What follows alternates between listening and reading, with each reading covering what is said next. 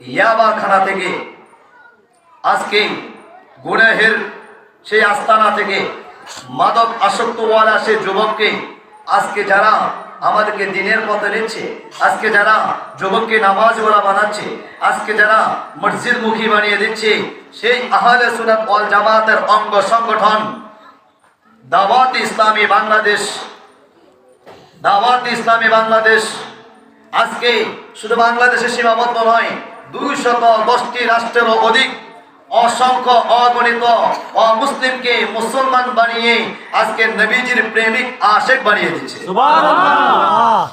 অসংখ্য অগণিত মাদকে লিপ্তওয়ালা, মাদকাসক্ত লিপ্তওয়ালা, মা বাবার নাফরমানি করেওয়ালা আজকে সমাজের মধ্যে যাকে দেখলে ভয় পেত ওই যুবক, ওই রকম আমার মতন কত যুবক, আমার মতন কত নওজওয়ান, আমার মতন কত শক্তিশালী নওজওয়ান যুবক ভাইকে আজকে নামাজের পথে নিয়ে নিচ্ছে, আজকে নামাজের দিকে নিয়ে নিচ্ছে, নবীর প্রেমিক বানিয়ে দিচ্ছে, নবীর আশিক বানিয়ে দিচ্ছে।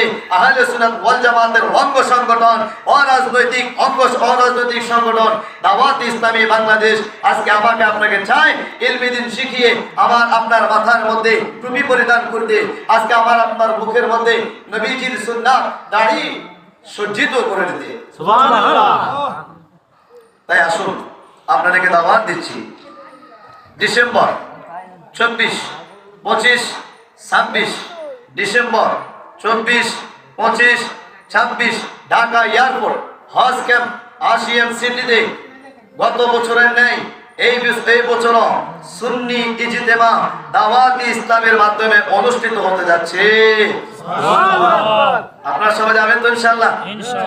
ইনশাআল্লাহ কারীম। আপনাদের খতিব সাহেব যিনি রয়েছেন আমার আজিজ হযরত মাওলানা হাফেজ খুরশিদ আলমের সাথে আপনারা যোগাযোগ করবেন এবং আমাদের মনজির আলম, তোফায়েল আহমেদ এদের সাথে আপনারা যোগাযোগ করবেন ইনশাআল্লাহুল কারীম।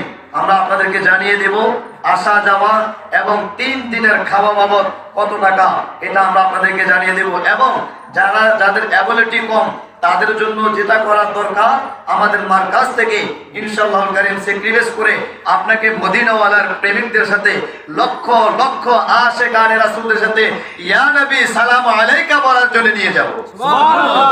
আলহামদুলিল্লাহ।